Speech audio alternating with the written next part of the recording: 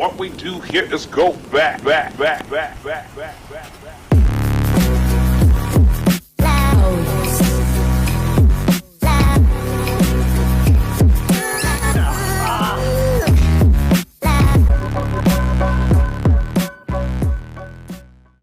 following episode of the Lost Media podcast contains information about distressing events that have happened which may disturb people. Viewer discretion is advised.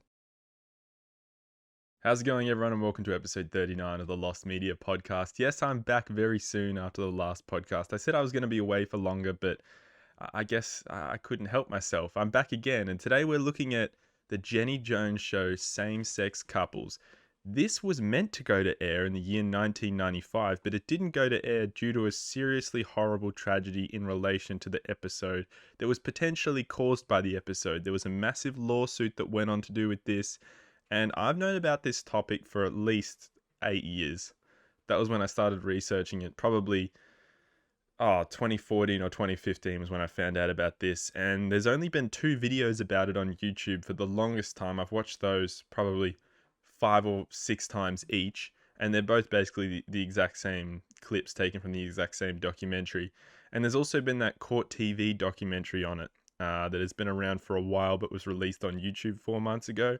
And the reason why I'm doing a Lost Media video on this is because in January of this year, as Blame It On George mentioned in his recent upload, the entire episode was uploaded online. So this episode, Same-Sex Couples, was recorded in 1995 and featured 2 guys named Scott and John. Jonathan is his full name, proper first name. And they went on the show, and Scott, the whole bit they were doing on this, it's kind of like a Jerry Springer meets Oprah, but so much worse.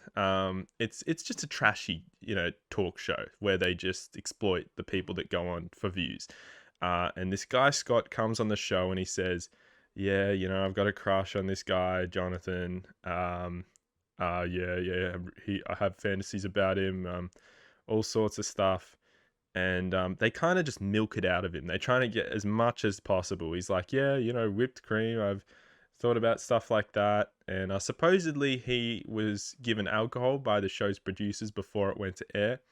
And they're just trying everything to make this as spicy as they can possibly make it. And then his co-worker Jonathan comes out on stage, and Jenny Jones reveals to him that it is not the girl that lives near you that has the crush on you. It's actually this guy, Scott. And he's like, as soon as he hears that, he turns to the girl and goes, you lied to me, in like a really joking but sort of half passive aggressive way. And he plays off the rest of the show pretty well. You would never suspect he's actually fuming inside. He's actually fairly normal from my perspective on watching it. But then 3 days after the taping of the show, he goes to Scott's house after Scott left him a letter saying, hey, if you really want to do the ultimate, then I'm the only man for you. He sees this, and probably being a very homophobic and a person who hates gay people, it enrages him because it's embarrassed him in front of his friends. This whole scenario is the most embarrassing thing ever for him. So he grabs his shotgun and goes to his house and shoots the guy twice. And Scott is dead, and Jonathan is sentenced to 25 to 50 years prison. He was released in 2017 after being sent there in 1995. So yeah, it's roughly a 22-year sentence. It's crazy. It's crazy what a television show can do. And the court case had Jenny Jones, the TV show host, and the show's producers in it. And they're essentially the biggest assholes ever during the court case. You can tell these people are the lowest of the low. And Jenny Jones is just an idiot. She's a complete narcissistic asshole. They're all chronic narcissists. They have narcissistic personality disorder, all of them. And they're basically just jerks in the court case, just being like, the producer girl the guy's like, you definitely lied. And she's like, admits that she lied, but doesn't say she lied. They're all in their head. So they get sued by a certain amount of money, but Jenny Jones, the show exists until 2002, which blows my fucking mind why the show wasn't cancelled. And yeah, everyone kind of realizes that these shows, it's kind of the wake up call to everyone that these shows are just exploitative and they're not good. They don't have the contestants or the people that go on the show. They don't have their best interests at heart. But the reason why this became such a massive lost media focus recently, this was a lost media focus for a while because, of course, the actual episode was believed to have been never shown or aired anywhere. There's obviously snippets from the episode that have been featured in a bunch of documentaries over the years. Two that I know of, one from 1995 and the Court TV one that I've seen, I think once or twice over the years. You can correct me if it was actually made 4 months ago. I think it was made several years ago and was uploaded to their channel 4 months ago. But someone's just going through Court TV's website, and the entire trial of this court case is on their website, and embedded in the trial is the entire unedited taping of the Jenny Jones show Same Sex Marriages that never went to air. And people are guessing that this was aired on Court TV back in the 90s, but no one even noticed that this was, the unreleased episode, the, never to be aired episode. And someone's just linked that into the Lost Media archive on the Lost Media Wiki. And if you just click on a link in the Lost Media Wiki on the page about this, you're just taken straight to it.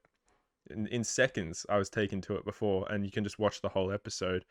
It's not really edited. It has all four camera angles on the one screen in four blocks, like you're watching it in the studio, in the television studio, or in the control room, I guess you'd call it. It's it features all camera angles at all times, which is kind of eerie.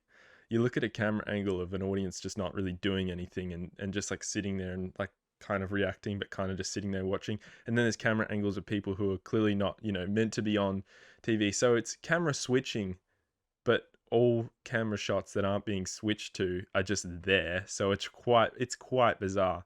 And it's obviously completely unedited and being used for the trial. This is just such a sad thing that happened. And it's like the perfect example of why these shows are complete garbage.